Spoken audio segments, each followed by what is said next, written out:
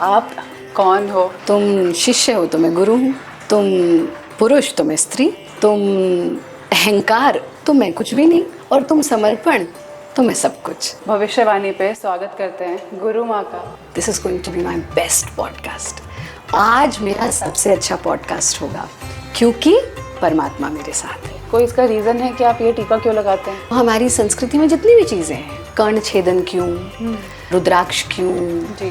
तिलक क्यों, काजल क्यों, everything has a scientific reason behind it. आप कभी दुखी नहीं होते? जो चीज़ हमें दुख देती है वही सुख देती है, और जो सुख देती है वो दुख देती है। आजकल जो मेंटल इलनेस चल रही है, लोगों को डिप्रेशन हो रहा है। मन एव मनुष्याणाम कारणम बंध मोक्षयो, मन ही बंधन मन ही मुक्ति। अभी भविष्य माले मुझसे अच्छा कोई नहीं, तो कोई भी ताकत उसके दिमाग में नहीं डाल सकती कि तुम अच्छे नहीं हो। जितनी भी ट्रेडिशनल ड्रेसेस हैं, लहंगा चोली साड़ी, तो उसमें हमेशा इस एरिया को एक्सपोज्ड रखा जाता है। So have we ever thought why? हमारे यहाँ ढकने की परंपरा नहीं थी, नारी को कभी ढका नहीं गया। ये भारतीय संस्कृति, सनातन संस्कृति है ही नहीं। तो सनलाइट किसी भी टाइम दिन में ले सकते हैं या एक पर्टिकुलर टाइम? हाँ, सुबह जब आप उठते हैं आपकी नाभि में व्हाइट कलर का कॉटन रखा होता है।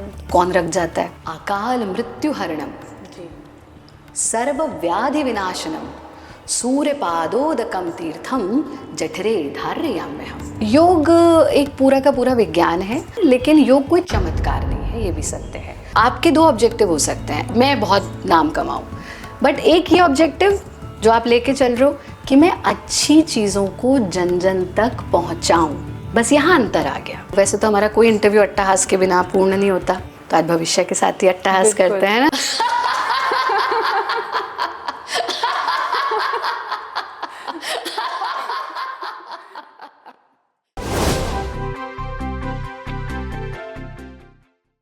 आज हमारे साथ जो पर्सनालिटी हैं वो सिर्फ एक योग गुरु ही नहीं, कथक माइस्ट्रो, कल्चरल एम्बेसडर और एक ऑथर भी हैं। आज हम इनसे बात करेंगे वेलनेस के बारे में, योगा के बारे में, इनकी फ़िलॉसफीज़ के बारे में जानेंगे।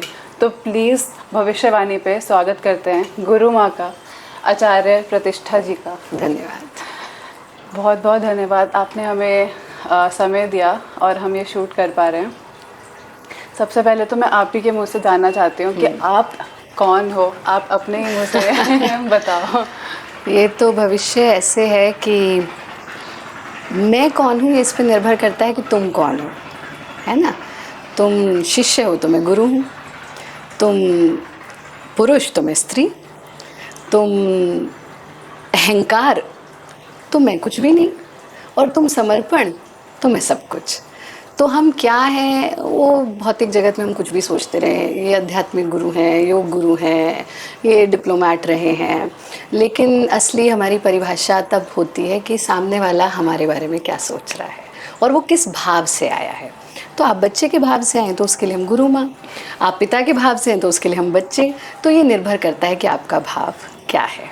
क्या बात है, मतलब आपके पहले लाइन से ही मेरे अंदर ऐसे भाव जग गए हैं कि मैं जानना चाहती हूँ कि आपने ये प्रैक्टिस स्टार्ट कब करी? ये बड़ा अच्छा प्रश्न है। तो एक बार हम लंदन में थे, तो हमसे पूछा गया when did you start your योग ट्रेनिंग? तो हमने कहा when I was in the womb of my mother. तो हमारे भीतर जो संस्कारों का बीजारोपण होता है वो हमारे गर्भ अवस्था से ही हो जाता है। जैसे माँ क्या करती है उस पर निर्भर करता है बच्चा क्या करेगा, है ना।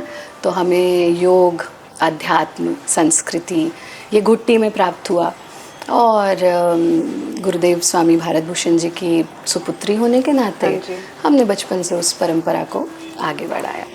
तो अगर मैं आपके पिताजी से मिली होती तो वो मेरे लिए गुरु होते और मैं उनको बहुत ऐसे सम्मान की तरह देखती, लेकिन हम अपना घर में ऐसे फॉलो नहीं करते थे। अगर मेरी मम्मी एक योग गुरु होती तो मैं शायद इतना योगा सीरियसली नहीं लेती। वेरी गुड, बिल्कुल सही बात है। अगर मैं, क्योंकि मेरी मम्मी टीचर है और मुझे बचपन से पता था मुझे टीचर नहीं बनना और मैं कुछ भी बन सकती हूँ। तो लेकिन आपने ऐसा नहीं किया। वो योगा फॉलो करते थे और आपने उनसे योगा फॉलो करा। तो मतलब आपको बचपन में शौक था। कितना अच्छा प्रश्न पूछा भविष्य। अब जैसे ये सत्य है कि मतलब माता पिता जो करते हैं तो बच्चा सोचता है बस ये ना करके बाकी कुछ भी करूँगा मैं। पर ये इस पे भी निर्भर करता है, बहुत सी चीज़ें हम चुनते हैं जीवन में और बहुत सारी चीज़ें हमें चुन लेती हैं, है ना। अब जैसे पता नहीं तुमने कुछ साल पहले तक सोचा होगा किस तरह से पॉडकास्ट करोगी या नहीं, बिल्कुल नहीं है ना, सोचा था। But it happened. Camera shy थी मैं तो। हाँ, है ना। तो हम बहुत कुछ प्लान करते हैं जीवन में, और तुम्हारी तरह जितने भी यंगस्टर्स देख रहे हैं, हमारी प्लानिंग बहुत छोटी होती है उसकी प्लानिंग के आगे। तो जब वो प्लान करता है तो आपके लिए बहुत कुछ बड़ा प्लान करता है। और मैंने जीवन में कई बार अनुभव किया, योग की भाषा में हम इसको कहते हैं ईश्वर प्रणिधान, मतलब leaving everything to the will of Paramatma. उसको संस्कृत में सूत्र दिया गया, ईश्वर है यत् करोति शोभनम करोति। तो sometimes when you know with a flowing river, हम कई बार उसके अपोजिट डायरेक्शन में जाने की कोशिश करते हैं जिधर पानी बह रहा है, लेकिन जीवन में कभी कभी सब कुछ छोड़ के जिस दिशा में पानी बह रहा है उसमें भी जाने का आनंद लेना चाहिए। So few things were destined, so they happened. But ये भी सच है कि हमारी परंपरा में जहाँ आज भी, even when we are living in metro cities, when we are you know experiencing so much of development, अभी भी आप देखेंगे पढ़े लिखे लोग भी वो 4 बेटियां पैदा करेंगे कि उसके बाद एक बेटा हो और मैं अपनी जो लीनेज है वो उसको सौंपूं।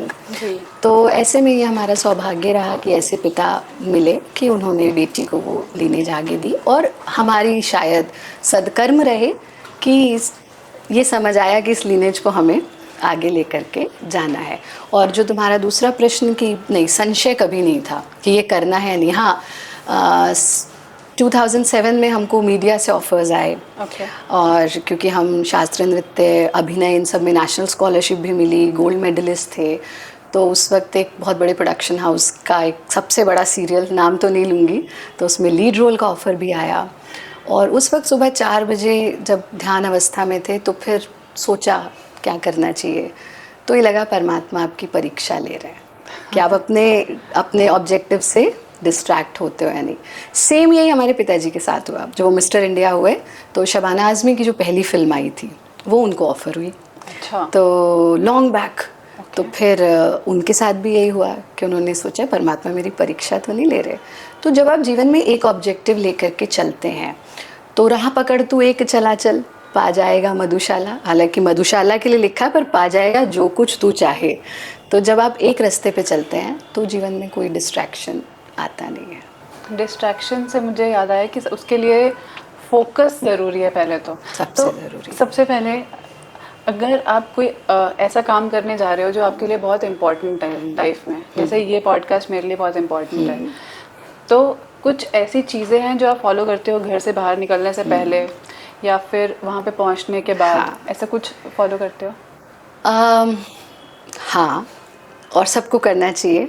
और इसको, ये भारत युग की एक पद्धति है जो हमने डेवलप की, and that's called self talk therapy. Okay. So generally हम जीवन भर जो दूसरे हमें बताते रहे, मतलब किसी ने भविष्य को कहा अरे भविष्य तुम बहुत सुंदर हो, और भविष्य ने मान लिया मैं बहुत सुंदर हूँ, उस दिन भविष्य खुश।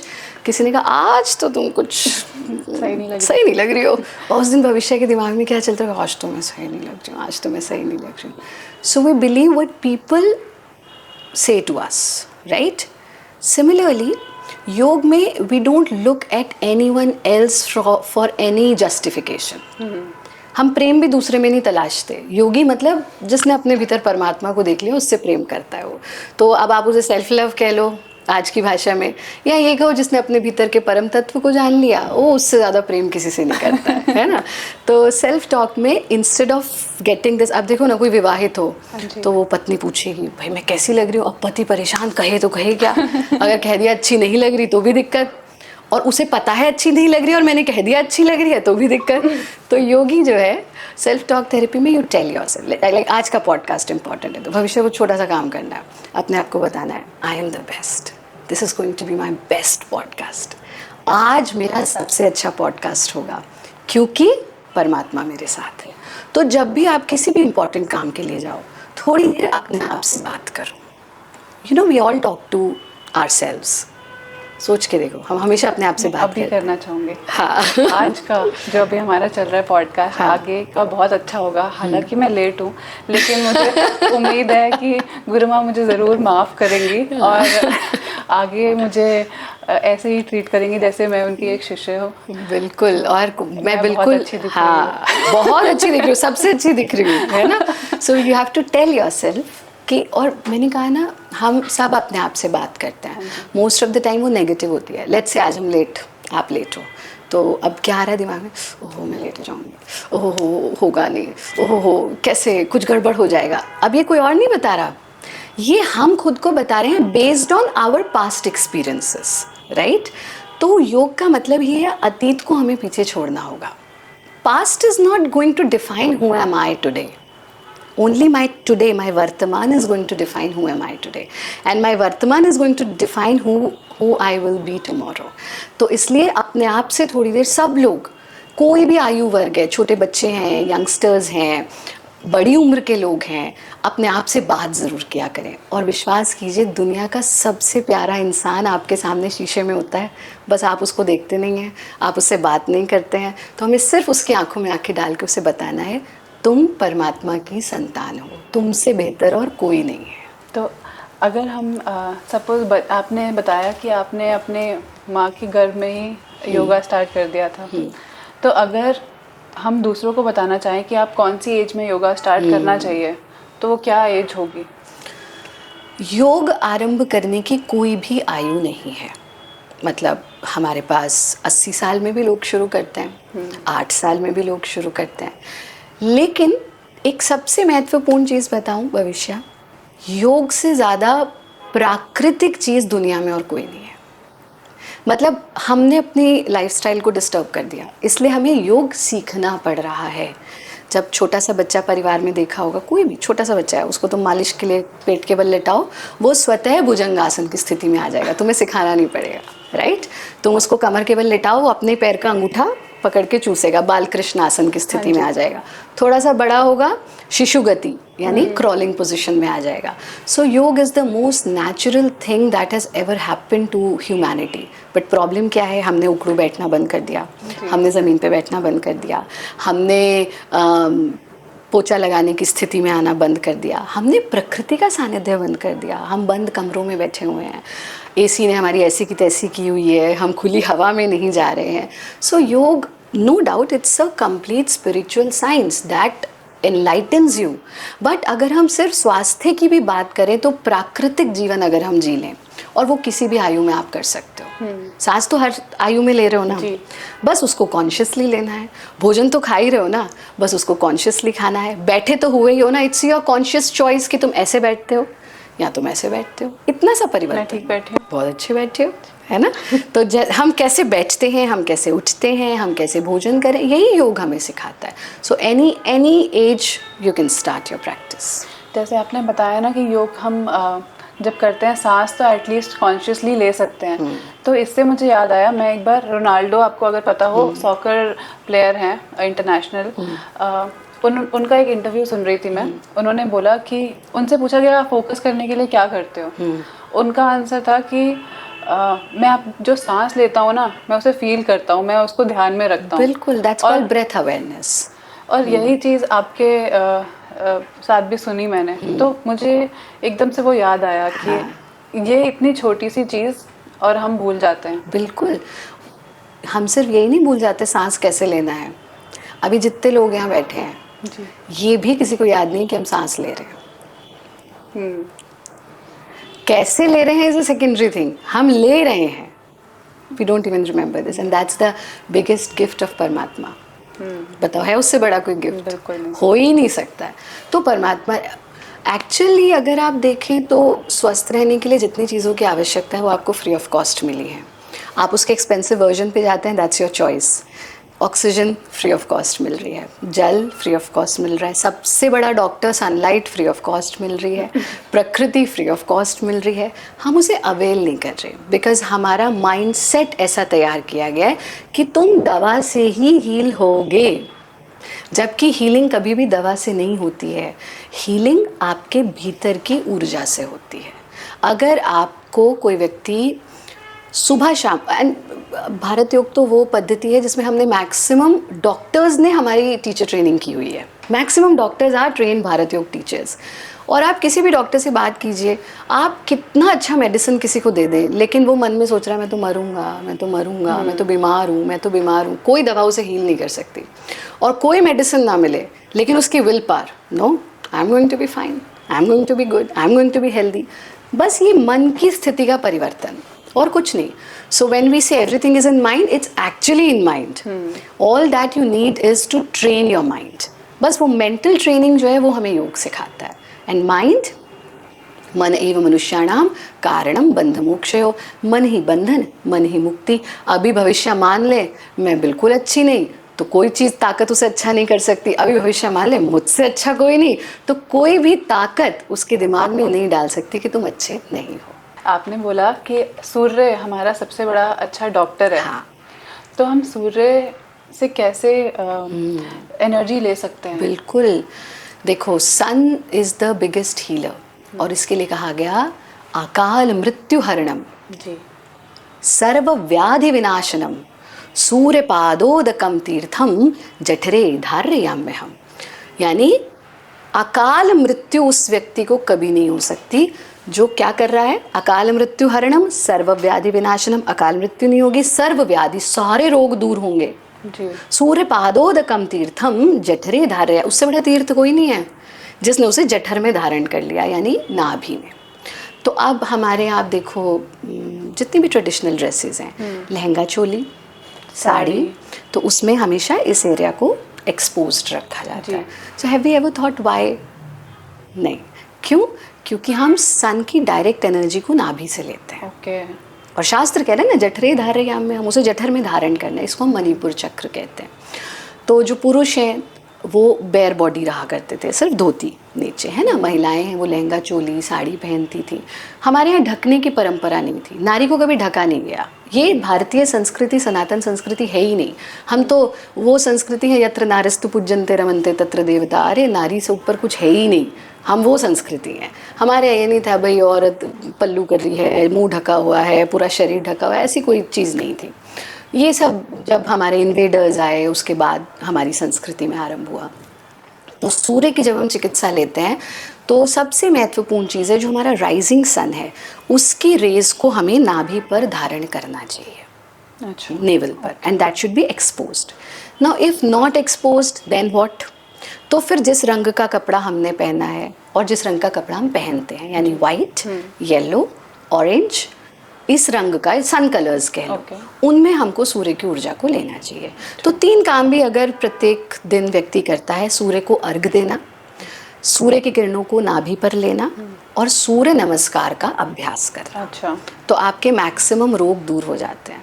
ये पूरी प्रक्रिया आपकी 20 मिनट्स की होती है। 20 minute of sunlight every day is equal to no medicine, no ailments, no diseases, no mental problems, no depression, no anxiety, no complexes. इतना सा काम हर व्यक्ति कर सकता है।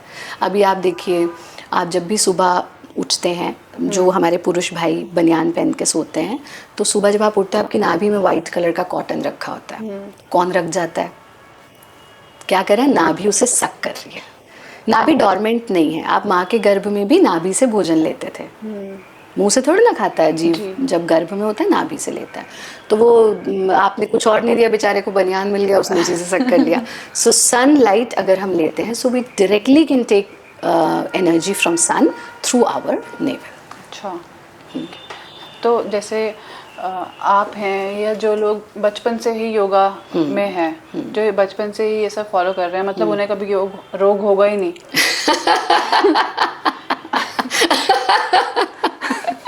हाँ, होना तो नहीं चाहिए। क्योंकि उससे अगर फॉलो कर रहे हैं। अब ज्ञान भी 2 तरह का होता है। एक ज्ञान यहीं तक रह जाता है, हाँ, जो आजकल हमें सोशल मीडिया पे मिल रहा है। ओ भाई बड़ी अच्छी रील आई, चल भाई 4 लोगों को और भेज दूँ, यही तो होता है। एक है अच्छा भाई एक चीज़ अच्छी लगी पर उसे अपना तो लूँ, हो गया ना 2 तरह का। तो आजकल ज्ञान क्या वो यहीं तक रह जा रहा है, या फिर वो फॉरवर्ड करने में जा रहा है, वो नाम दे दी व्हाट्सएप यूनिवर्सिटी ये वो। बट सच तो यही है कि हम उसे इम्प्लीमेंट नहीं कर रहे। तो जितना आप इम्प्लीमेंट करेंगे उतना लाभ होगा।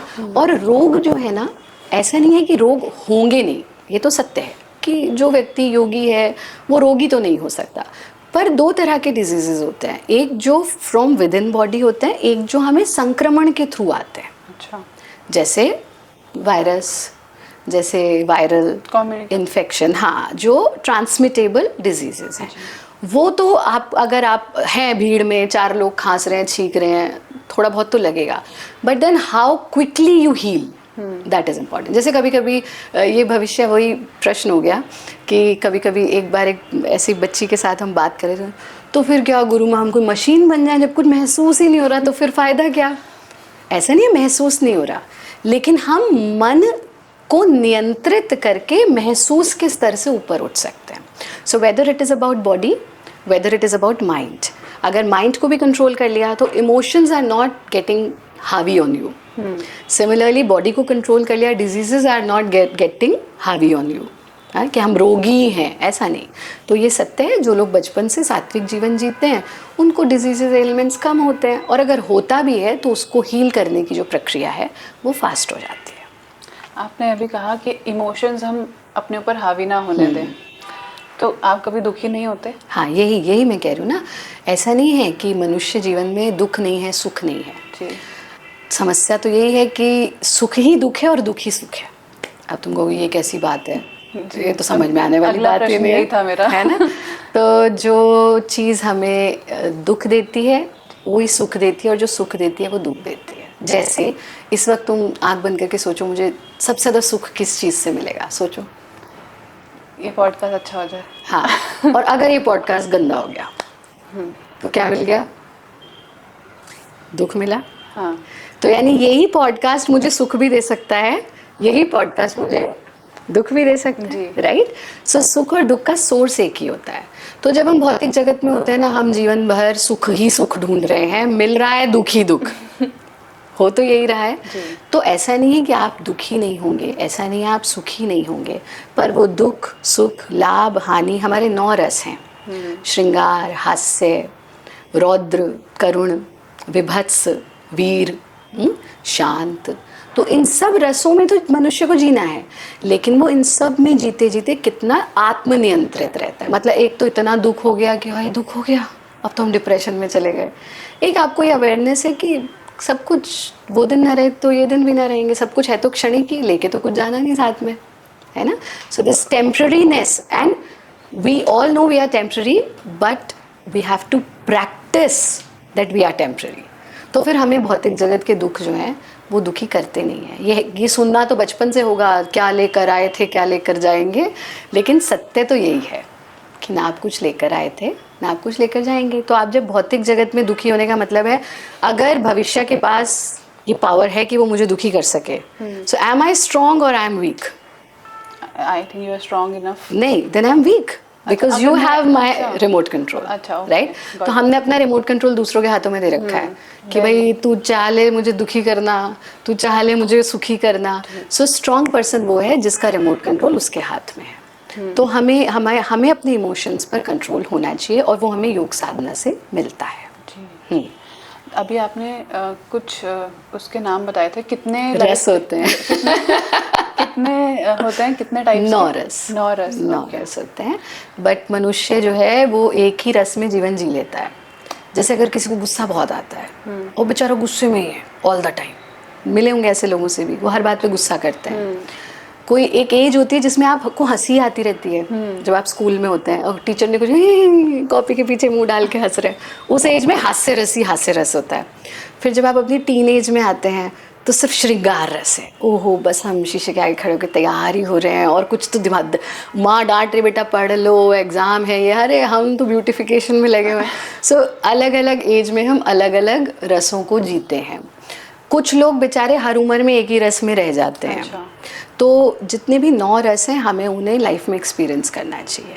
तो हास्य, श्रृंगार, अब श्रृंगार भी जो है वो खाली ब्यूटिफिकेशन नहीं है, उसमें प्रेम भी है। अब प्रेम भी जो है वो सिर्फ प्रियतम और प्रियसी का प्रेम नहीं है, वहाँ माता और बच्चे का प्रेम भी है, वहाँ आत्मा परमात्मा का प्रेम भी है, वहाँ गुरु और शिष्य का प्रेम भी है, वहाँ वात्सल्य भी है, और वहाँ सेल्फ लव भी है। तो जितने भी हमारे इमोशंस हैं हम इन सब को जी करके फिर इन इमोशंस पर कंट्रोल पाते हैं। तो ये एक पूरी की पूरी प्रक्रिया है जो हमें भावनाओं पर नियंत्रण दिलाती है। अगर मैं आपकी लाइफ देखूं तो आपको बचपन में ही वो सारी चीज़ें मिल गई थी जो जिसको हासिल करने के लिए लोगों को मेहनत करनी पड़ती है। जैसे कि माँ बाप आपके इतने बड़े योगी रहे हैं और उनको इतने सारे पुरस्कार मिले हैं, तो कभी ऐसा नहीं हुआ, अहंकार नहीं आया कि ओह मेरे से ऊपर कोई नहीं है जिंदगी हाँ, क्योंकि में? मिली नहीं ऐसे मुझे, ये फूल कोई मुझे विरासत में मिले हैं, तुमने मेरा कांटों भरा बिस्तर नहीं देखा। जीवन में किसी को कुछ भी इजीली नहीं मिलता। तो ये बात तो कभी मन में सोचना ही मत कि किसी को भी कुछ इजीली नहीं मिलता। संघर्ष के बिना जीवन में आप कुछ भी नहीं पा सकते, नेवर। और शायद पा लो कि हेरिडिटी है, लीनेज है, बट उसे टिका नहीं सकते। हमेशा याद रखना, जो चीज़ फैमिली से भी मिल रही है। अगर एक कहावत आती है हमारी संस्कृति में कि किसके लिए संचित करना है, कपूत है तो वैसे ही ख़त्म कर देगा और सपूत है तो खुद ही बना लेगा, तो हम समेट समेट के अगली जनरेशन के लिए क्यों रख रहे हैं। और ये सत्य है कि आपको कोई चीज़ विरासत में मिल सकती है, लेकिन आप उसको सस्टेन तभी कर सकते हो जब आप उसके लिए मेहनत करते हो। तो जैसा मैंने कहा कि तुमने मेरा कांटों भरा बिस्तर नहीं देखा, तो बहुत सारे स्ट्रगल्स रहे। बट हाँ, अहंकार की जहाँ बात है तो अहंकार मनुष्य का सबसे बड़ा दुश्मन है, सबसे बड़ा।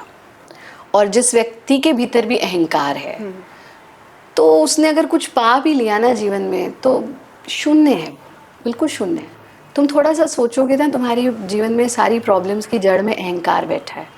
और जितना अंदर से व्यक्ति खोखला है वो उतना अहंकारी होगा, ये भी याद रखना। जैसे जिसके पास नया नया पैसा आएगा ना, अरे भाई तू जानता नहीं है, करोड़ों की बात करेगा बस वो सीधा है। क्यों? क्योंकि उसे दिखाना है ना कि मैंने अभी अभी पाया है, अब मैं दिखाऊं, शो ऑफ करूं।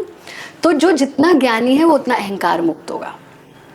ये बड़ी इंपॉर्टेंट बात है। जो जितना ज्ञानी है वो उतना अहंकार मुक्त होगा, और जो जितना खोखला है अंदर से वो उतना अहंकारी होगा।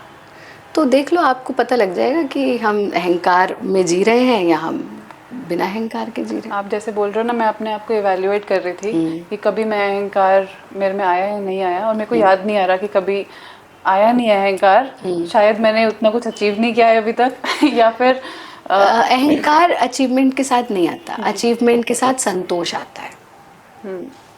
अचीवमेंट के साथ संतोष आता है।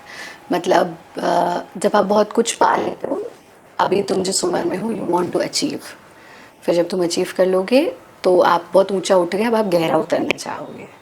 बिकॉज अल्टीमेटली जब आप एक सत्य की तलाश में जाते हो, अभी इस उम्र में अरे धन हो, यश हो, ये हो, वो जब पा लिया, फिर अब तो हो गई सारी डिज़ायर्स पूरी, अब क्या, और हो और हो और हो, वो भी हो गया, सब मिल गया, अब क्या। तब फिर आप जाओगे, मैं कौन हूँ, मैंने क्यों जन्म लिया, मेरी उत्पत्ति कहाँ से हुई, इस भविष्य से पहले मैं क्या थी, इस भविष्य के बाद में क्या होंगी। ये प्रश्न हर व्यक्ति के मन में उठते हैं। तब फिर आप सत्य की खोज में जाते हो। पर अभी वो चीज़ शायद आगे आएगी कभी। तो वो जब स्थिति आती है तब फिर हम जड़ों में जाते हैं। वहाँ हमारी सनातन की जड़ें हैं। Who am I, why have I taken birth, ये जीवन मुझे क्यों मिला, सृष्टि की रचना कहाँ से हुई, कर्म कैसे कार्य करते हैं, ईश्वर प्रणिधान क्या है। ये बिगर ऑब्जेक्टिव्स हैं इनके बारे में जानना। बाकी छोटी छोटी चीज़ें तो हर व्यक्ति जान लेता है। ये आँख है, आई, नोज़, लेब से तो बचपन में ही सीख लिया था ना। तो वो छोटी छोटी चीज़ें करते करते फिर हम बड़े की तरफ बढ़ते हैं। तो जब भी कुछ पालोगे तो संतोष आएगा, अहंकार नहीं आएगा। आप ही के उत्तर से मेरे दिमाग में एक प्रश्न आ रहा है। हाँ। कि आपने कहा कि एक टाइम के बाद हमें समझ आता है कि हम क्यों इस धरती पे जन्मे हैं। तो आपको कभी ऐसा फील हुआ कि आप इस धरती पे क्यों जन्मे हो, क्या पर्पस है लाइफ में? और हम उसी पर्पस को जी रहे हैं। एक बड़ी प्यारी सी टैगलाइन भारत योग की चलती है, to make this world a better place. You know, मेरा ये शरीर तो नहीं रहेगा, बट मैं अपने जाने के बाद आगे वाली जनरेशन के लिए क्या छोड़ के जा रहा हूँ, दैट इज़ इम्पॉर्टेंट। और वो तभी हो सकता है when you live a conscious life. अपने लिए तो सब जीते हैं, धरती पर तो लाखों आते, पलते, बढ़ते और मर जाते। कितने पैदा हुए, पैसा कमा लिया, बच्चे पैदा कर लिए, बच्चों को सेट कर दिया, मर गए। ये तो हर कोई कर रहा है। जीव, जानवर भी कर रहा है, जानवर भी खा भी रहा है, काम इच्छाएं भी पूरी कर रहा है, संतान उत्पत्ति भी कर रहा है। How you are different? That is the point, how you are different. धरती पर तो लाखों आते पलते बढ़ते और मर जाते, अपनी एक पहचान बनाओ, सबसे ऊपर तुम उठ जाओ, दुनिया की नज़रें हो तुम पर, हर स्वप्न यथार्थ बनाओ। अगर आपको परमात्मा ने सपने देखने की क्षमता दी है तो विश्वास कीजिए उन सपनों को पूरा करने की भी क्षमता दी है, पर ये निर्भर करता है तुम्हारे सपने क्या हैं। मतलब ये बिल्कुल वैसे आजकल एक टर्म चली है, मैनिफेस्टेशन मैनिफेस्टेशन। अभी हम बच्चे ना बैठे लिख रहे हो, मैं पास हो जाऊँ पास हो जाऊँ पास हो जाऊँ, अरे लिख के तो तुम पास नहीं होने वाले। हाँ, और अगर हो भी गए ना तो it is just like Bholenath is standing in front of you, तुम क्या मांग रहे हो, एक चॉकलेट दे दो। तो तुम मांग क्या रहे हो, तुम्हें चाहिए क्या, वो एक्चुअल में तुम डिजर्व करते हो या नहीं, ये हमें सोचना है। तो कभी कभी हम बहुत छोटा अपने आप का आकलन कर लेते हैं कि बस इतना ही चाहिए मुझे, तो घर मिल जाए घर मिल जाए। कह रहा भाई मैंने तो तेरे लिए पूरी सोसाइटी सोची थी, चल तुझे घर चाहिए तो वही ले ले। So this is how it works. तो हमें बड़ा सोचना चाहिए, एक बड़ा ऑब्जेक्टिव लेकर के चलना चाहिए। और जब हम कहते हैं बड़ा ऑब्जेक्टिव, इट इज़ नॉट अहम भवन्तु सुखिनः, सर्वे भवन्तु सुखिनः। आज अगर भविष्य दुखी है तो आचार्य प्रतिष्ठा खुश नहीं रह सकती है। इसीलिए आपकी संस्कृति में ने सर्वे भवन्तु सुखिनः है कि हम ऐसा काम करें कि मैं सिर्फ अपने लिए नहीं जीऊँ। मैं जो भी कर रहा हूँ, कोई काम छोटा बड़ा नहीं होता है, लेकिन मैं जो भी कार्य कर रहा हूँ उससे मैं अपने आसपास के लोगों में भी कोई परिवर्तन ला पा रहा हूँ या नहीं। अब आप एक पॉडकास्ट कर रहे हो, सो आपके दो ऑब्जेक्टिव हो सकते हैं। एक कि भाई मैं बहुत नाम कमाऊँ, बट एक ये ऑब्जेक्टिव जो आप लेके चल रहे हो कि मैं अच्छी चीज़ों को जन जन तक पहुँचाऊँ। बस यहाँ अंतर आ गया। So what ever you do, think about society as whole, think about world as whole, because you are a culture of vasudhaiva kutumbakam. You are a culture of yatra vishwam bhavattek needam. The whole world is a big family, and what is my contribution in making this world a better place? That's all. जब से हमारा podcast start हुआ है, मैं आपके चेहरे पे एक चीज़ नोटिस कर रही हूँ कि आपने टीका लगाया हुआ है। कोई इसका रीज़न है कि आप ये टीका क्यों लगाते हैं? हाँ, हमने एक पूरा सीरीज़ किया था insight to Indian culture. Okay. तो हमारी संस्कृति में जितनी भी चीज़ें हैं, कर्ण छेदन क्यों, रुद्राक्ष क्यों, तिलक क्यों, काजल क्यों, अब ये मेकअप के लिए नहीं है। So I have done more than 40 television shows and I have never applied any makeup on my face, never. फिर ये क्यों, सब कुछ, सब चीज़, why this colour, why this dress, so everything has a scientific reason behind it. तो जब हम तिलक की बात करते हैं तो यहाँ पर हमारे आज्ञा चक्र होता है, विच इज़ द चक्र फॉर टेलीपैथी एंड इंट्यूशन। तो हमारा एक बड़ा प्यारा कोर्स होता है हील थ्रू चक्र। तो हमारे शरीर के भीतर कुछ ऊर्जा केंद्र होते हैं, उन ऊर्जा केंद्रों के माध्यम से हम अपने शरीर की हीलिंग कर सकते हैं, मन की भी हीलिंग कर सकते हैं। तो जब अब फिर वो अलग अलग तरह के होते हैं, कहीं हम प्रेस करके, तो फिर कहीं हम लंबा तिलक लगाते हैं। तो लंबा तिलक इज़ अ रिमाइंडर कि एको ब्रह्म द्वितीयो नास्ति, मतलब ब्रह्म एक ही है, दूसरा कोई नहीं है।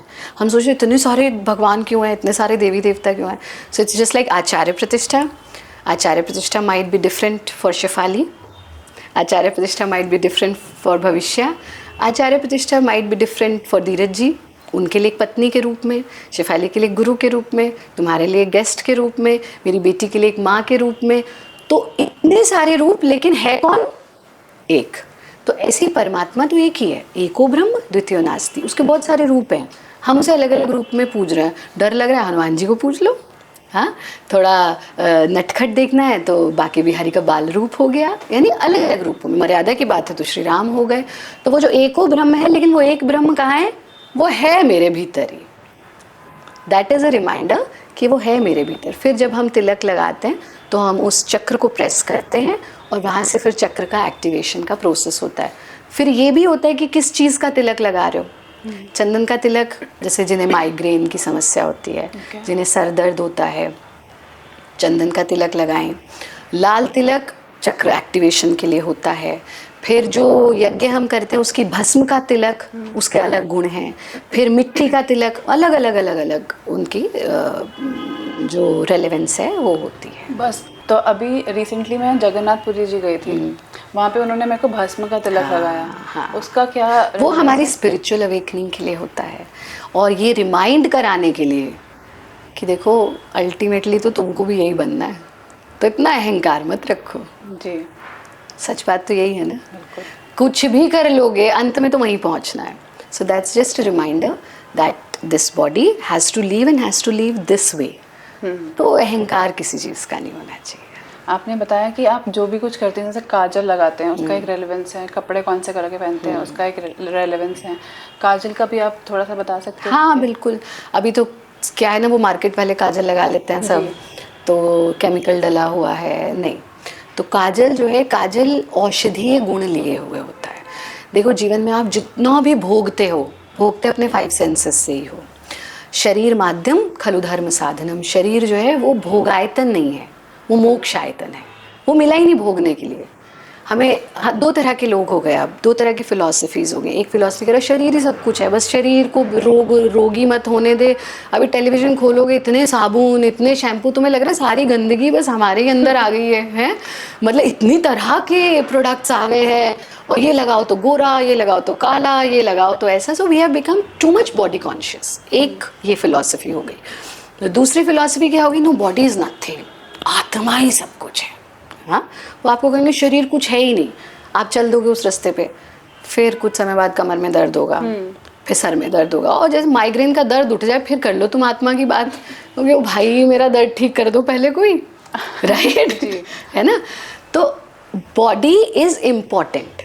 इट्स जस्ट लाइक, कहते हो ये घर है जिसमें आत्मा रहती है, बट भाई उस घर को तो साफ रखोगे. अभी यहाँ कूड़ा पड़ा हो, गंदा हो, तुम रहोगे वहाँ? नहीं रहोगे. So we have to take care of this body, but with the awareness that this is not a bhogayatan, this is a mokshayatan. वो ज्ञान, वो मुक्ति मुझे इस शरीर से ही मिलेगी. तो इस शरीर को तो स्वस्थ रखना है, लेकिन उस शरीर को भोगने के लिए 5 चीज़ें: आँख, नाक, जिह्वा, कान, त्वचा. अब तुम जो भी देखते हो, सोचो आँख ही ना हो तो क्या मज़ा है जीवन का, है ना. तो इसमें जो हम काजल लगाते हैं वो हमारी आई साइट के लिए, हमारी आँखों के स्वास्थ्य के लिए. वो काजल किसका होता है वो बता दें उसकी विधि? हाँ जी बिल्कुल. तो एक रुई लो, जैसे दीपक की बत्ती बनाते हैं, और नीम के पत्ते लेकर उनको पेस्ट बना लो. फिर उस रुई के ऊपर उस पेस्ट को अच्छे से अप्लाई करके उसे छाँव में सुखाना है, धूप में नहीं. एक पेपर पे रख दो, सूख जाएगा एक दिन में. अगले दिन सरसों का तेल या देसी घी का तेल और ये वाली बत्ती जिस पे नीम चढ़ी हुई है, इसे जलाओ. फिर काजल बनाने की विधि तो पता ही होगी, एक दीपक को उल्टा रखते हैं, वो काला उस पर जम जाता है जो लौ है उसके ऊपर. फिर उसमें इतना सा पिंच ऑफ देसी घी मिला के आप इसको डब्बे में रख लो. ये काजल अगर प्रत्येक दिन आप आँखों में लगाते हैं तो आपको आँखों से जुड़े हुए रोग नहीं होंगे. It is such a powerful remedy. जिन लोगों के पास नीम नहीं है तो वो सीधा बादाम लो और बादाम को जला दो. उसका जो कोल इकट्ठा होगा उसमें ऐसे ही गाय का देसी घी मिला के वो स्टोर कर लो आप. तो कई तरह से औषधीय काजल बनाए जाते हैं, और ऐसे आप घर पे बड़ी नेचुरल क्रीम्स बना सकते हो, बॉडी लोशन बना सकते हो, शैम्पू बना सकते हो. हमें किसी भी केमिकल को अपने शरीर पे लगाने की आवश्यकता नहीं है. अच्छा. तो अभी तो मैं भविष्य को देख रही हूँ, इतनी सुंदर लग रही है. आजकल सब जब पॉडकास्ट या इंटरव्यू होते हो तो ना सब कुछ लगा के, तो पहले तो पहचान ही नहीं पाओ कि ये व्यक्ति वही था जिसे हमने बिना इसके देखा था.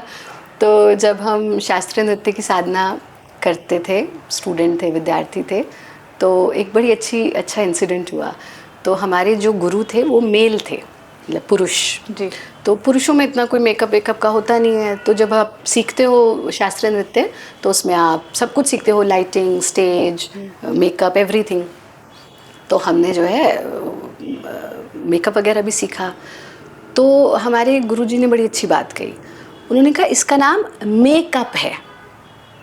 मेकअप मतलब जो चीज़ थोड़ी गड़बड़ है उसको मेकअप. उसका मतलब ये नहीं है कि तुम सफ़ेद भूत बन के जो है शक्ल ही अपनी परिवर्तित कर लो. तो हमने उसका भी कहीं ना कहीं रेलेवेंस मिस कर दिया. तो जो लोग अगर मेकअप अप्लाई भी कर रहे हैं, पहली चीज़ तो if you love yourself, you don't need to apply anything on your face. सिर्फ जैसे हमने कहा काजल हो गया, आपकी प्योरिटी, शरीर की शुद्धि, केश की शुद्धि, उतना तक हमको इसको अप्लाई करना चाहिए. उससे ज़्यादा की आवश्यकता हमें नहीं होती है. जैसे मैंने आज कुछ भी नहीं लगाया. तो कितनी अच्छी लग रही है. पर आपके बारे में मैंने पढ़ा है कि आपने आयुर्वेदा भी बहुत अच्छे से सीखा हुआ है. हाँ. तो एक रेसिपी तो प्लीज़ बता दो हमें कि कैसे हम एक डेली मॉइस्चराइज़र बना सकते हैं। हाँ, आयुर्वेद ही नहीं, ये तो नेचुरल, जिसे नेचुरोपैथी हम कहते हैं। तो एक बड़ा सरल सा चीज़, कोई क्रीम आपको अप्लाई कर, जैसे हमने बताया कि हम कुछ भी अप्लाई नहीं करते, तो आप सब जो है ग्लिसरीन ले लो, उसमें नींबू का रस मिला लो, तो जितनी ग्लिसरीन उसका आधा नींबू का रस, और उससे भी आधा गुलाब जल। इस मिक्सचर को आप एक कंटेनर में घर पे रख लीजिए, और रात्रि में चेहरा धोइए, और फिर थोड़ा सा लेके और हमें हल्का मसाज करो अपने फेस पे। अभी लोगों को लगता है स्किन केयर मतलब नहीं, हमको नहीं करनी चाहिए। No, it's not only about beauty. Skin is the largest organ of your body that protects different organs of your body. So skin is a protector. तो हमें अपनी त्वचा का ध्यान ज़रूर रखना चाहिए। तो आप इसको ओवरनाइट लगा रहने दो, सुबह आप मुँह धो लो, आप देखेंगे आपका चेहरा जो है विदिन 15 डेज़, झाइयाँ हैं, मार्क्स हैं, फ्रेकल्स हैं, इन सब में हमको बड़ा आराम लगता है। फिर एक और बड़ा अच्छा प्रयोग होता है, जब नहाने जाते हो कच्चा दूध लो एक कटोरी में, और आधा नींबू का रस इसमें मिला दो, तो वो फट जाएगा दूध। अब इसी नींबू को उल्टा कर लो, और नहाने से पहले इसको नींबू में ही लेके अपने चेहरे को 10 मिनट अच्छे से मसाज करो, और फिर चेहरा जब नहाओगे साफ़ हो जाएगा। तो आपका जितने भी अगर सन टैनिंग है, या आपको लग रहा है मेरा रंग थोड़ा हल्का पड़ गया है, एज के साथ हो जाता है, उन सब में ये बहुत लाभकारी, और इससे अच्छा मॉइस्चराइज़र कोई नहीं हो सकता। तो ये 2 बड़े अच्छे प्रयोग हैं, कोई सा भी जो अच्छा लगे वो आप कर सकते हैं। बाकी हमारे भारत योगा यूट्यूब चैनल पर तो हमने पूरी एक सीरीज़ दी, घर पे बॉडी लोशन, घर पे, क्योंकि कितनी ऐसी बच्चियां हैं वो नहीं चाहती अप्लाई करना, बट पता नहीं, हमको अवेयरनेस नहीं है।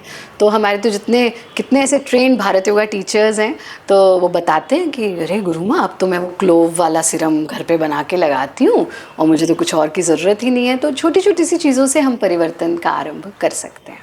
3 चीज़ें हैं जो दिन में हर इंसान को ज़रूर करनी चाहिए, चाहे वो मेल हो या फीमेल हो। बहुत बढ़िया।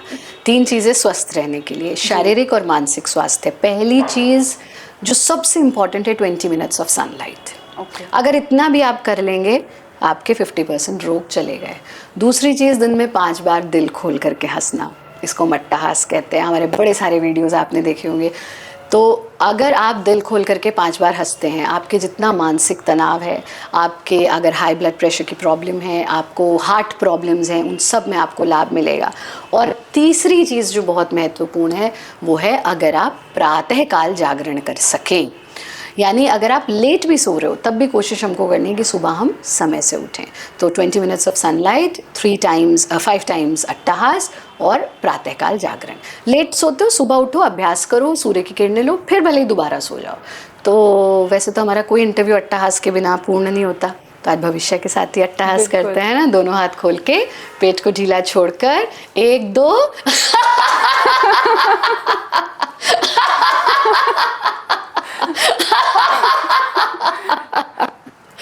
बस इतना सा काम अगर आप रोज करते हो, आप देखो एकदम चेहरे पे मुस्कान, चेहरे पे ग्लो आपके आ जाता है, और ये इंस्टेंटली आपके ब्लड प्रेशर को लोअर डाउन करता है, इंस्टेंटली आपके पूरे शरीर में एनर्जी का संचार होता है। मेरे को तो ऐसा लगता है कि आजकल जो मेंटल इलनेस चल रही है, लोगों को डिप्रेशन हो रहा है, क्लिनिकल डिप्रेशन डायग्नोज हो रहे हैं, उसके लिए भी ये वाली टेक्निक आई गेस। तीनों सूर्य की किरणें, sun is the source of energy. अगर आप डिप्रेस्ड हैं, आपको एंजाइटी है, हमने तो मिलियंस ऑफ लोगों को हील किया है सिर्फ इन आसान से तरीकों से। मेंटल इलनेस, क्योंकि देखो शरीर का रोग तो बहुत छोटी चीज होता है, असली प्रॉब्लम तो मन में ही है ना। और जहां मन प्रभावित होता है, शरीर अपने आप डिजीज होना शुरू हो जाता है। योग का विषय ही मन है, तन है ही नहीं। महर्षि पतंजलि ने नहीं कहा शरीर वृत्ति निरोध, योगा चित्त वृत्ति निरोध। मन कोई तो साधना है, मन सद गया तो सब सद गया। तो अगर आप सनलाइट लेते हैं, अब और तो छोड़ दीजिए, आइंस्टाइन का इतना प्रसिद्ध किस्सा सुना है ना, वो सनलाइट में बैठते थे, वहीं पे उन्हें आइडियाज़ आते थे। लोग कहते हैं हमको टॉयलेट में आइडियाज़ आते हैं, पता नहीं कैसे आते हैं। असली आइडियाज़ तो आपको सूर्य की किरणों में बैठ के आते हैं। क्यों? क्योंकि वो हमें एनर्जी देता है। और जितना आप सूर्य से दूर रहेंगे, आप 3 दिन अगर ये पौधे भी रखे हुए हैं, अगर इनको 1 सप्ताह धूप ना मिले, ये पौधे मर जाएंगे। तो आप सोचो आप अपने शरीर के साथ क्या कर रहे हो। You know, we are not keeping our body in sunlight, which is the biggest सबसे बड़ी वॉयलेंस जो आप अपने साथ करते हो वो ये कि not keeping your body in sunlight. तो आपकी जितनी मेंटल हेल्थ की प्रॉब्लम्स हैं उनके लिए sun is the source of energy. अब आप ये देखिए, पहले जिन देशों में सनलाइट नहीं होती थी, आइसलैंड है 6 महीना दिन 6 महीना रात, और भी ऐसे देश हैं, तो वहाँ से हमारे पास मैक्सिमम डिप्रेशन के पेशेंट्स आते थे because there is no sunlight. अभी आपके देश में सबसे पहले सूर्य उगता है बट आप उसको अवेल ही नहीं कर रहे, आप बंद कमरे में पड़े हुए हैं। जी हम तो 12-1 बजे सो के उठते हैं, उसके बाद तो शाम तक तो हम एक्टिव हो पाते हैं।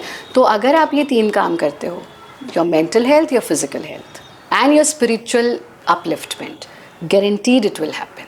तो सनलाइट किसी भी टाइम दिन में ले सकते हैं या एक पर्टिकुलर टाइम होता है? Of course there is a time. अब उसमें अगर अलग अलग प्रॉब्लम्स में बहुत अच्छा समय होता है सुबह 8 से 10 के बीच का time, that's a wonderful time. अब जैसे विंटर्स है नॉर्थ इंडिया में तो निकलती ही धूप 10 बजे के आसपास है, तो फिर आप 10 से 12 के बीच में सनलाइट लो।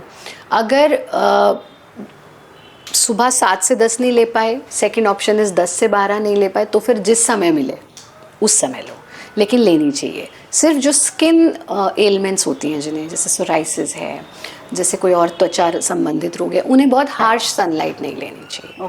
और सनलाइट का नियम ये होता है कि चेहरा ढक लो आप अपना, तो या तो फ्रंटल बॉडी मतलब नाभि सीना, और अदरवाइज उल्टा बैठकर, तो आपका स्कैल्प, नेक, बैक, इस पर हमको सनलाइट लेनी चाहिए। ओके। और योग करने का उसका भी कुछ समय होता है कि हमें इसी हाँ बिल्कुल, योगाभ्यास करने का समय होता है। वैसे तो you have to be 24 hour yogi, है ना। खावत पीवत सोवत जागत नेक बिसर नहीं जाए, खाते पीते सोते जागते हमको एक योगी का आचरण अपनाना चाहिए।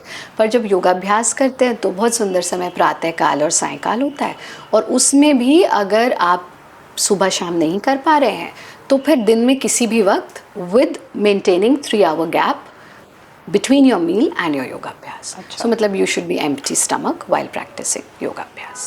ओके। कोई ऐसा योगाभ्यास का एक कुछ ऐसा है जो ज़रूरी है करना डेली? जैसे पूरा सारे तो हम नहीं कर सकते जितने भी आसन होते हैं, कोई 1 या 2 आसन आपको? बिल्कुल, बहुत सरल। आप देखिए जैसे पूरा तो मतलब 84 लाख आसन है, 84 लाख हो तो हर कोई नहीं कर सकता। तो अब ये निर्भर करता है, बिल्कुल ये वैसे ही है जैसे गंगा में जल बह रहा है, मेरे लिए उतना जितने में मेरी प्यास बुझ जाए। तो योग में तो हर किसी के लिए समाधान है, हर किसी के लिए, बट निर्भर करता है आप क्यों करना चाह रहे हैं। अगर किसी को बॉडी बहुत फ्लेक्सिबल नहीं है तो आप सूक्ष्म व्यायाम कर लो। आपको लग रहा नहीं मुझे स्ट्रेंथ बिल्डिंग करनी है तो आप सूर्य नमस्कार का अभ्यास कीजिए। आपको लग रहा है कि मेरी तो कमर में बहुत दर्द है तो फिर आप कटी चक्र क्रियाओं का अभ्यास कर लीजिए।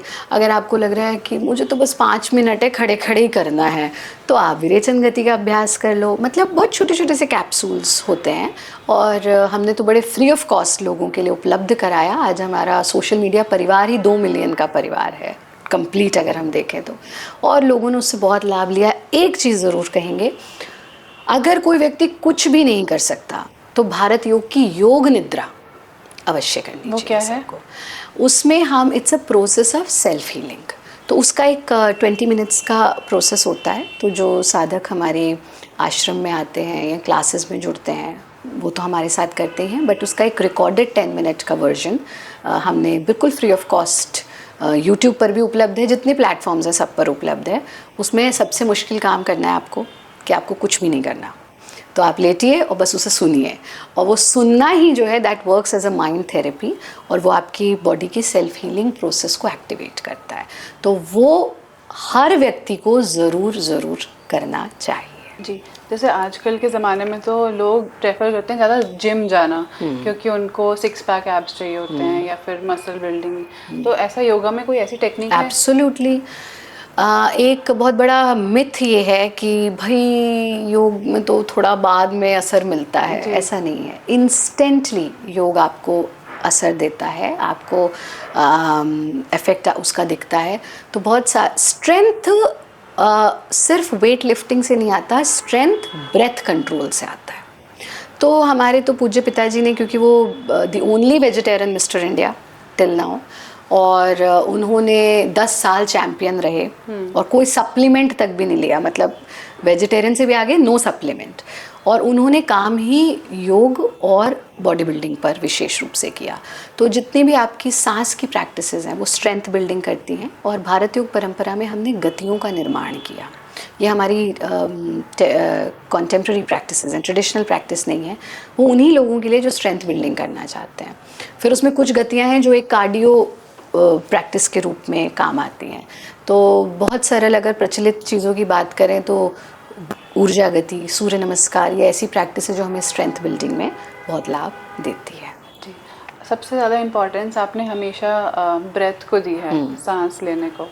तो आज हम साथ में कोई एक योग ऐसा कर सकते हैं? बिल्कुल बिल्कुल। ब्रेथ वाला। जब हम सांस की बात करते हैं तो बहुत सारे प्राणायाम हम लोग करते ही हैं, लेकिन एक बड़ी प्यारी गुंजन गति है।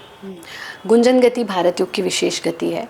आपको थायराइड का प्रॉब्लम है, आपको माइग्रेन का प्रॉब्लम है, सर्वाइकल का प्रॉब्लम है, स्किन पे ग्लो नहीं है, इन सब चीज़ों में गुंजन गति हमें इंस्टेंटली रिलीफ देती है। तो उसका नाम ही है गुंजन गति, है ना। तो गुंजन मतलब भंवरे जैसी ध्वनि हमको निकालनी है।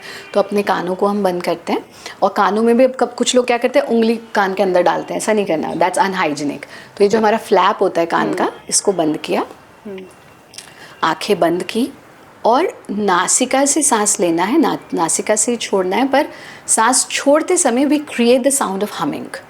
और फिर उस साउंड को क्रिएट करते करते गति मतलब मूवमेंट हमें अप एंड डाउन देनी है, जिससे हमारे जो थायराइड ग्लैंड के सिक्रीशंस हैं वो प्रभावित होंगे, नेक मूवमेंट होगा, और हमारा जो विशुद्धाख्य चक्र है उस पर प्रभाव पड़ेगा।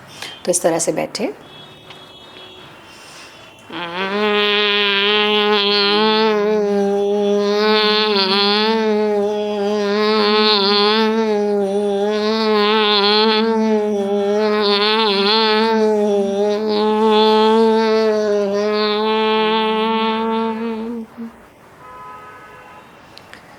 फिर कानों को खोलेंगे। आँख खोलने की जल्दी नहीं करेंगे, थोड़ी देर यहीं रुकेंगे और फिर धीरे धीरे से आँखें खोल देंगे।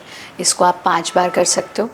ये इंस्टेंटली आपके स्ट्रेस लेवल्स को रिड्यूस करता है, और हमारा जो भी समझिए गर्दन से ऊपर का हिस्सा है, कपाल क्षेत्र, उस पर इसका इंस्टेंट प्रभाव होता है। तो एक चीज़ और बता देते हैं जी, क्योंकि ग्लो की, ब्यूटी की बात हो रही है ना, तो एक बड़ी प्यारी मुद्रा होती है योनि मुद्रा। तो योनि मुद्रा का अगर आप अभ्यास करते हो, वो इंस्टेंटली आपको फेशियल ग्लो देती है। And that also how you practise it through your breath. Facial glow मिलता है। फेशियल ग्लो, हाँ, मतलब अगर आप रोज करते हो तो आपको कुछ भी क्रीम व्रीम लगाने की जरूरत नहीं है उसमें। हाँ, तो ज़रूर बता दीजिए। हाँ, तो कैसे करना है इसको, हम जीभ का पाइप बनाते हैं, उस पाइप से सांस अंदर खींचते हैं, गालों में भर लेते हैं, और फिर अंगूठों से नाक को बंद करेंगे, और सारी उंगलियां एक दूसरे से टच करेंगे, गर्दन को आगे ढीला छोड़ देंगे। वैसे तो हमें जालंधर बंद लगाना चाहिए, बट आजकल सबको तो फ़ोन देख देख के गर्दन में दर्द होने लगा है, तो बस थोड़ा ढीला छोड़ें ताकि उसका कोई एडवर्स इफेक्ट ना पड़े। ठीक है, तो कैसे करेंगे,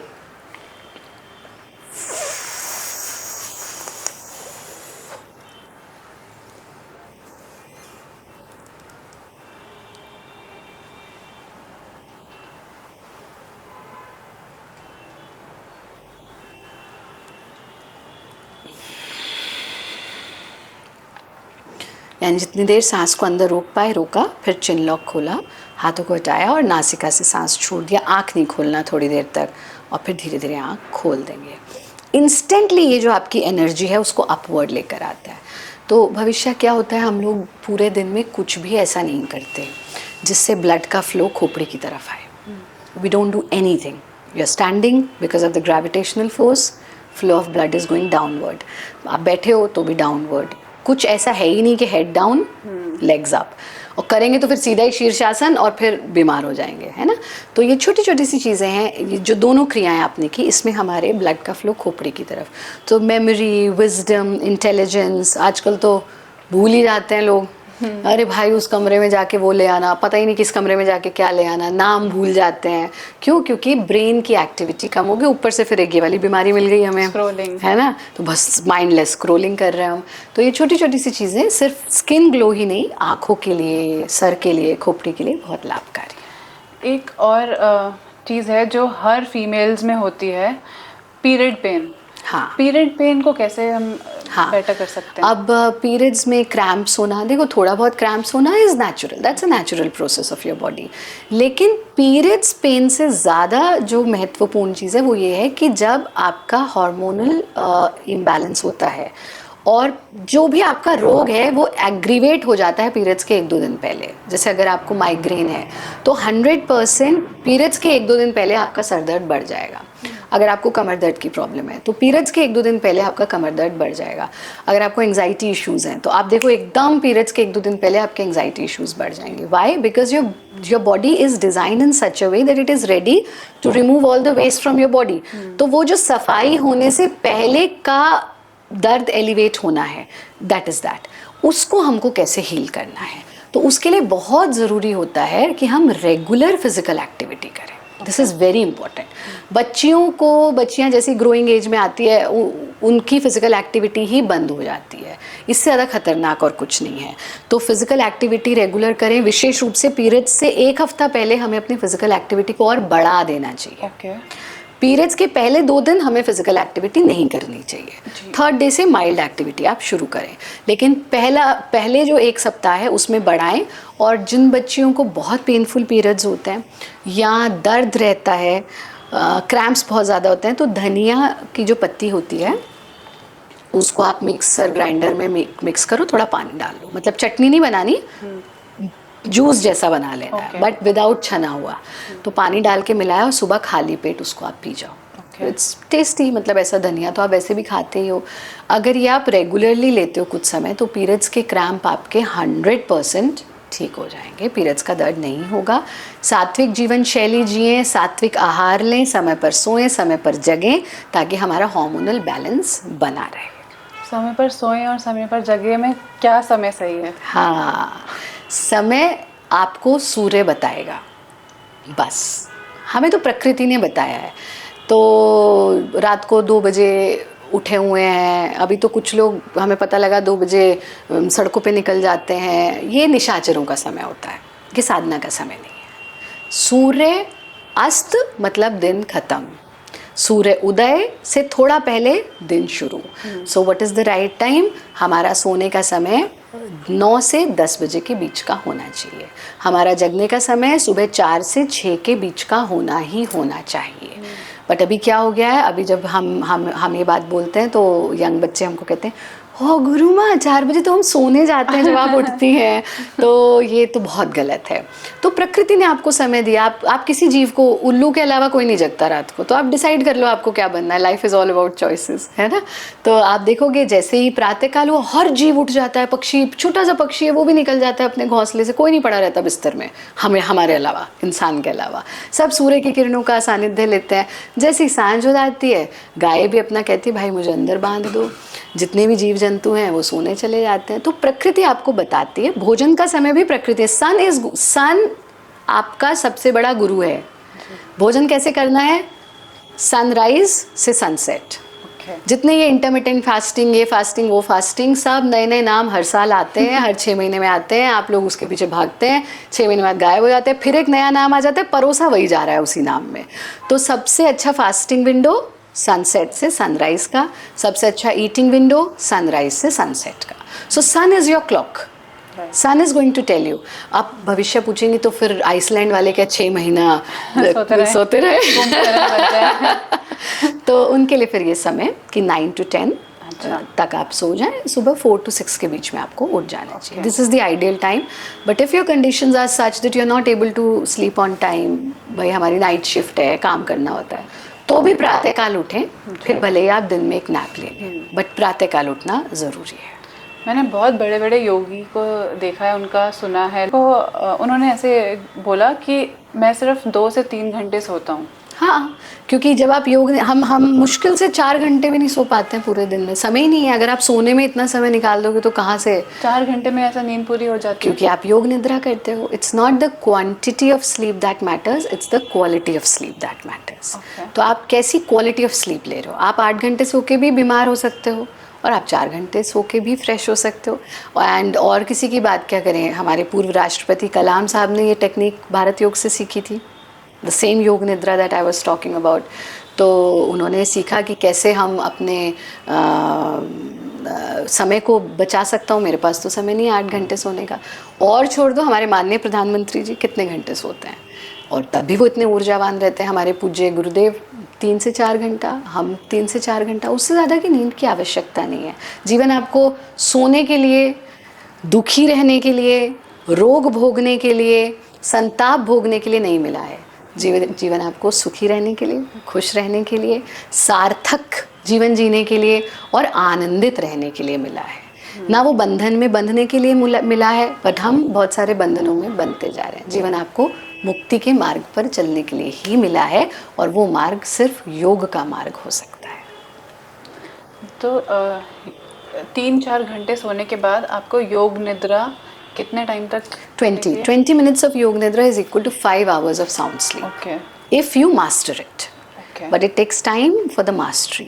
तो 20 मिनट का जो योग निद्रा है वो डिज़ाइन ही इस तरह से हुआ है कि वो 5 घंटे की नींद आपको दे देता है।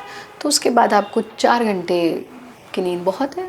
वो उसी में आपकी बॉडी हील और चार्ज अप हो जाती है। एब्सोल्युटली उसमें आपका बॉडी रिलैक्स भी हो जाता है, बॉडी हील भी हो जाता है। बहुत अच्छा लगा आपसे बात करके, लेकिन एक आखिरी सवाल मैं और पूछना चाहूँगी कि क्या योगा से हम कैंसर जैसी बड़ी बीमारी भी ठीक कर सकते हैं? अब जब हम कैंसर की बात करते हैं तो इसमें आपका खान पान बहुत महत्वपूर्ण है, यौगिक जीवन शैली बहुत महत्वपूर्ण है, और ये भी सत्य है कि यौगिक जीवन शैली जीते हुए पहली चीज़ तो ये समस्याएं आपको होती नहीं हैं, और आप उनकी हीलिंग की प्रोसेस पे भी बढ़ते हो। पर ये भी बहुत बड़ा सत्य है कि जो हमारी मॉडर्न मेडिसिन है या मेडिकल साइंस है, उसके यूटिलिटी को झुटलाया नहीं जा सकता।